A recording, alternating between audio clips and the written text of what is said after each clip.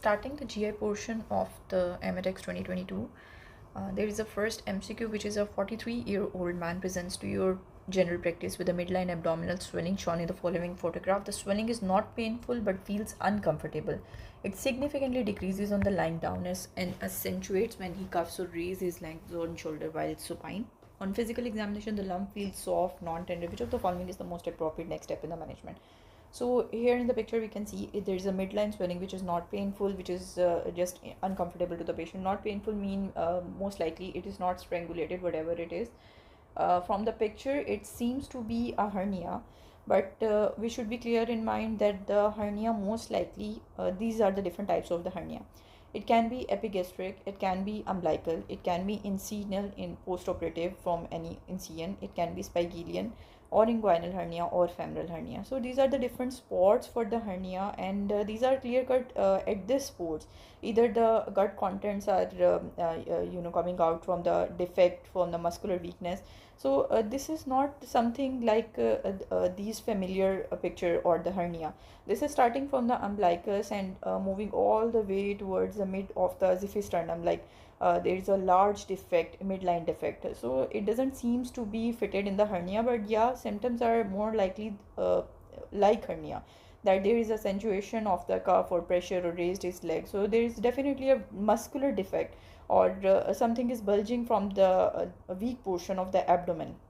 So anything that is very similar to the hernia in the features or the presentation, that is abdominal diastasis recti, which is basically a defect of the linea alba. There is widening of the linea alba, and this widening of the linea alba is causing the rectus muscle to be widened apart, and there is two rectus muscles are so apart from each other, and this defect is allowing the protrusion of the abdominal content of the abdominal gut or something coming out from this defect.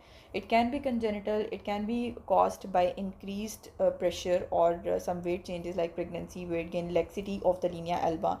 And the most important management for this abdominal rectus diastasis is the physiotherapy. Just a simple Meyer physiotherapy is going to be beneficial for this patient. So this is a different MCQ that is not straightforward hernia. This is a midline swelling starting from the umbilicus extending to the halfway between the umbilicus and the xiphoid process of the sternum, and the appearance alongside the history and physical examination make the abdominal recti diastasis the most likely diagnosis. And this is basically the muscles are separated apart due to widening of the linea alba, but the rectus fascia is intact. In this picture you can see the rectus fascia is intact, just widening of the linea alba and the muscles are apart from each other. And recti diastasis can be congenital, as we discussed earlier. It can be due to pregnancy, weight gain, and laxity of the linea alba. Abdominal rectus diastasis develops around the umbilicus, and it can also occur anywhere between the xiphoid and the pubic bone. So it can also extend downward to the pubic bone. It can extend from the xiphisternal towards the pubic symphysis, anywhere between these midline point. So in pregnancy, it is 66% in the third trimester, and the symptoms can cause pain, discomfort in abdomen, musculoskeletal problem, pelvic instability, back pain, and the pressure symptom, urinary incontinence, fecal incontinence, and pelvic organ prolapse. These are all which is making the patient's life quality of life compromised, and it is important to treat these patients. And the patient with symptoms should receive very happy patient that he is just going to get relief from the physiotherapy. And if the physiotherapy fails, then the next step is basically the surgery can be in the form of classical abdominoplasty or the endoscopic surgery. It's not a true hernia, so mesh hernioplasty is not going to be a good option. And the abdominal belt or truss is used to keep the content of the hernia inside. The option B, that was abdominal belt, that is for hernia. It is not for the DRA, because it's not a true hernia. And abdominal belt is basically a bridging the surgery, and it is an additional support during the recovery from the surgery. So this was a different MCQ of the abdominal recti diastasis that is treated with the physiotherapy or the surgical modalities. And next MCQ is: Alfred is 40 years old patient in your clinic who has presented with a heartburn and chest pain of 12-month duration. So it's a long duration. 12-month mean 1 year duration of heartburn and chest pain, but both the heartburn and chest pain got worse with the meals. He started developing difficulty swallowing to both liquid and solid. When you read this line in MCQ, just straightforward go for the eclasia. This is a clear cut clue, clear cut MCQ, that he is having difficulty to both the liquid and solids, and apart from dyspepsia, he can have regurgitation, he can have problems with the swallowing, dysphagia, difficulty in swallowing. So any symptom can be there, but this line is a clear cut clue for the eclasia. And another important feature of eclasia is that rolling back in the shoulder, raising the arm, ease the swelling for him. So this is another clue as well for the eclasia. Which of the following is most likely diagnosis? So straightforward diagnosis is eclasia. This scenario is very typical for the eclasia. Eclasia is a primary esophageal motor disorder because eclasia is a major topic of exam. So I have remembered this as the M mnemonic. M is for motor defect and it is measured by the manometry. So this M is to be memorized for the eclasia as such. And on manometry, what you find the insufficient relaxation of the lower esophageal sphincter and loss of the esophageal peristalsis. Radiologically, you will find a dilated esophagus, dilation of the esophagus in the bird beak appearance on the barium study. And further, eclasia can be presented with many symptoms. You have to remember all the D's for the eclasia. It can present with the dyspepsia, it can present with the dysphagia, and it can present with the regurgitation. Many times only the regurgitation is the presenting symptom, because decreased peristalsis causes the pooling of the saliva and liquid and undigested food into the esophagus, which causes dilatation of the esophagus. And even it can present with the malignancy as well, which is a squamous cell carcinoma of the stomach or esophagus, and it can present as a syndrome spectrum of the Chagas disease as well, and genetically transmitted also. So these are the different points for the eclasia. And esophageal stricture, if we are talking about esophageal stricture, this is the clear cut history of dysphagia for the solid first, not for the liquid and solid concomitantly. And the scleroderma is basically also present with esophageal difficulty or dysphagia, but it has clear cut skin finding also in the form of Raynaud phenomena or skin tightening. Esophagitis is an inflammation, so it's going to be causing pain. So the main symptom is a dinophagia rather than dysphagia. Next comes 56-year-old man has been brought to the emergency department. A 12-hour history of abdominal pain distension this morning. He mentions no bowel movement or gas pass. So there is having absolute constipation. No gas or the bowel movements are present.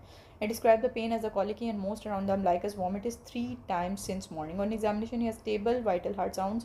Vital sounds on abdominal examination: moderate abdominal distension, no tenderness, rigidity, guarding or rebound tenderness. Digital rectal examination reveals empty rectum with no blood or tenderness, and the dark spots on the lip and buccal mucosa. If you just ignore all the scenario and just go to this specific line, there is a dark spots on the lip and buccal mucosa, and there is a picture which is shown here.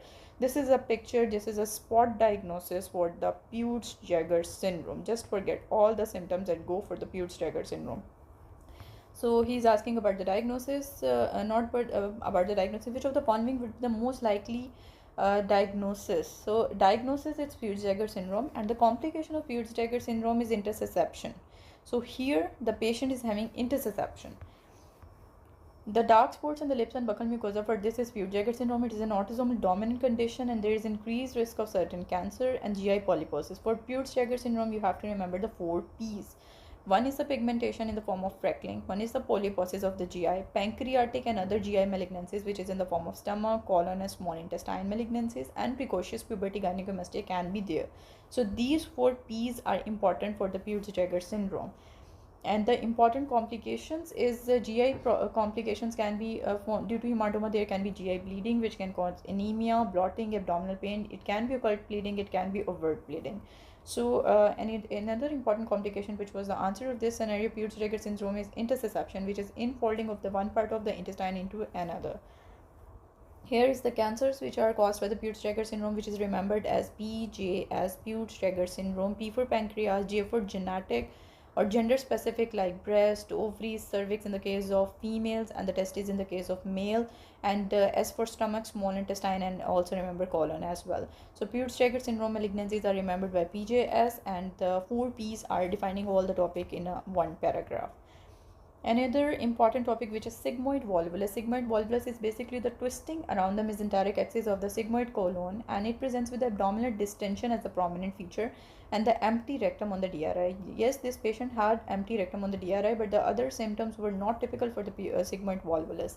Sigmoid volvulus is typically in the elderly patient. Mostly this is the clue that the bedridden elderly patient is presenting with abdominal distension, so more likely it is having sigmoid volvulus. Peritonitis present with abdominal tenderness and rebound tenderness, rigidity and guarding, which was not in this patient. In which of the following condition of the colon occur malignant change is most likely? If we are asking about the malignant chain of the colon, the first thing that should come in your mind is FAP, familial adenomatous polyposis. This is an autosomal dominant condition that presents with the multiple thousands of polyp in the GIT, and that is going to be malignant.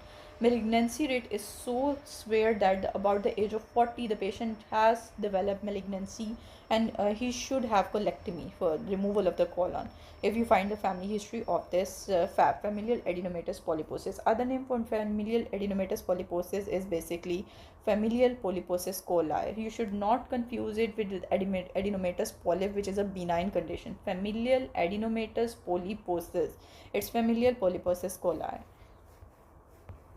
This is the strongest association with the colorectal cancer. FAP is caused by the APC gene. FAP is caused by the APC gene. So it is an autosomal dominant condition. By the age of 40, most patients of FAP develop colon cancer, and colon hasn't been removed to prevent it. So colectomy or colon removal is going to be the definitive treatment for these patients. And adenomatous polyps, 70% of the polyps are adenomatous, and the small percentage develop into the malignant one. Mostly these are benign one. Melanosis coli is due to laxative abuse. This is not associated with increased risk of malignancy. Diverticulitis can be associated with the colorectal cancer, but this is not the presentation of this patient. Ulcerative colitis again can present with a malignancy. Ulcerative colitis presents with 10-year risk of developing malignancy is 2%.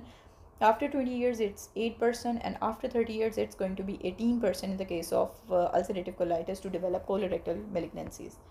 Next comes a 30-year-old woman has just migrated from Somalia to Australia, presented to you with a complaint of severe anal pain, particularly on defecation, and 3 months, and she presents to you with she notices blood streaking her stool and dripping in the toilet after a painful bowel movement. So whenever you are finding the anal bleeding, you have to define it whether it is painless or it's painful.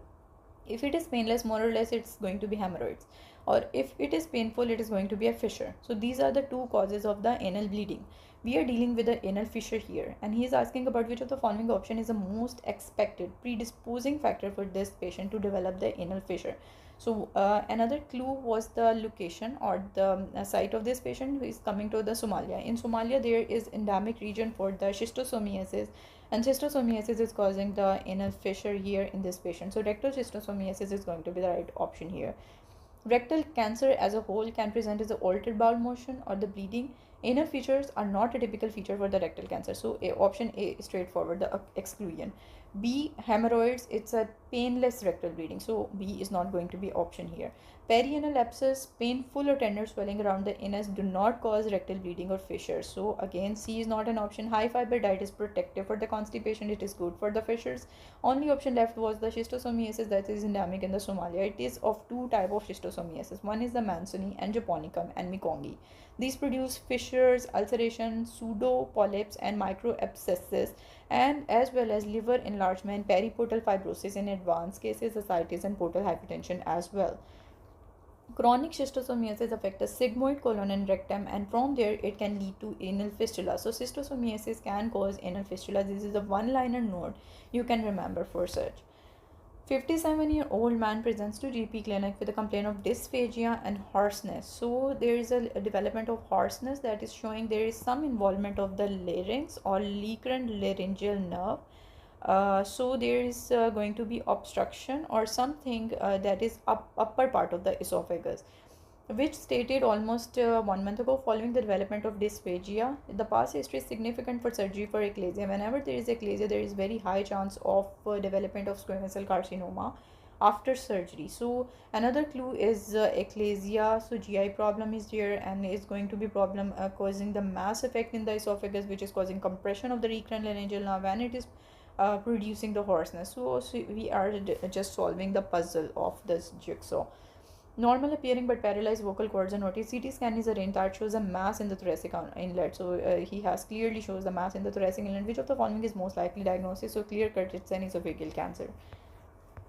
Dysphagia plus hoarseness, three things should come in your mind. It can be esophageal cancer, it can be laryngeal cancer, it can be thyroid cancer, but Laryngeal cancer and thyroid cancer is not going to produce dysphagia. The only thing that is producing dysphagia plus hoarseness, that is esophageal carcinoma most likely.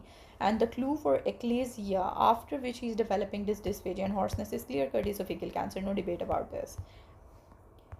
These are the different symptoms of lung cancer, laryngeal cancer, esophageal cancer, and thyroid cancer. More or less, these are overlapping. Lung cancer is more towards the lung respiratory symptom: cough, chest pain, shortness of breath, cough, wheezing, hoarseness.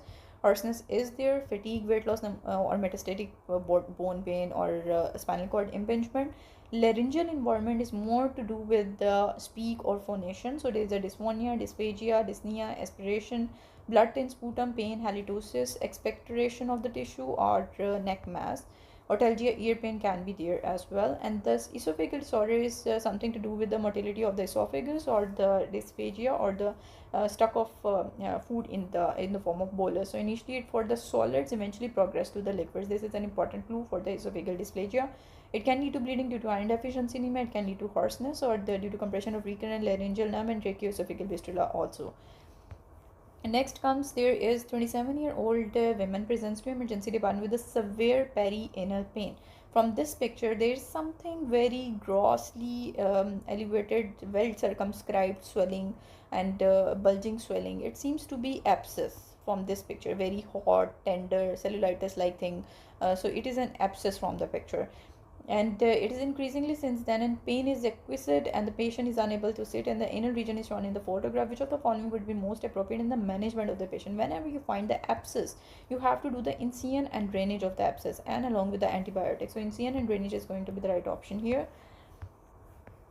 This patient show erythematous, very red. Erythematous raised area near the anus covering it. Such appearances as well as symptom clinical finding consistent with the perianal abscess. Most likely diagnosis: physical examination is erythematous, well defined, fluctuant, subcut mass near the anal orifices. Vitals are normal. As a rule, abscesses has to be treated with incision and drainage. Simple perianal abscess can be treated with the emergency department under local anesthesia followed by the administration of oral antibiotics. Just antibiotics is not going to be helpful for this patient. So IND, incision and drainage, is the right option here. Hemorrhoids can have different clinical picture depending upon the grade of the patient. Bright rectal bleeding is the most common internal hemorrhoids. Other manifestation can present as pruritus, mucus discharge, anal pain, discomfort, thrombosed anal veins. External hemorrhoid present with a painful, tender, bluish mass protruding out of the anus, but it is not like this. The patient does not have hemorrhoid, therefore any option suggesting the treatment of hemorrhoid is incorrect. Antibiotic alone are inadequate for the treatment of perianal abscess. Clinical suspicion of perianal abscess warrants the surgical incision and drainage. Delaying the surgical intervention results in chronic tissue destruction, fibrosis, stricture formation that results in the impaired anal incontinence. So again, IND is going to be the first line option. Next comes a 40-year-old male presents to your practice with the inguinoscrotal swelling. Which of the following is consistent with the diagnosis of indirect inguinal hernia? When you are talking about the inguinal hernia, there are two types of inguinal hernia. One is the direct inguinal hernia and one is the indirect inguinal hernia. You should know the differences between the two. This is the indirect inguinal hernia. Indirect inguinal hernia pass through the inguinal canal. So it does not find the direct link to the abdomen and the genital area or scrotum. So he find the indirect way through the inguinal canal to pass to the scrotum. But the direct inguinal hernia is bulged from the posterior wall of the inguinal canal. It's not passing through the inguinal canal, it's passing directly from the abdomen to the scrotum. So indirect inguinal hernia cannot descend into the scrotum. It cannot pass. It just remain in the inguinal canal. There is a bulge in the inguinal canal and it's just stuck there. It cannot descend into the scrotum, but it can. It can descend. It's passing through the inguinal canal. It can descend into the scrotum, but it cannot descend into the scrotum because direct is just stuck into the posterior abdominal wall. It's lateral to the inferior epigastric arteries. It's medial to the inferior epigastric vessels. This is not important. Defect is not palpable. This is an important for this indirect inguinal hernia, that the defect is not palpable. It is behind the fibers of the external oblique muscles, and the defect can be felt in the abdominal vein above the pubic tubercle. So here the important thing was the patient's finger cannot get above the swelling because it's not palpable for the patient's finger. Okay. The indirect inguinal hernia, the bowel enters the scrotum through the inguinal canal. So there is an indirect passage. There is an indirect passage in the form of inguinal canal, and the bowel is entering into the scrotum. The hernia is often felt as the swelling filling the scrotum.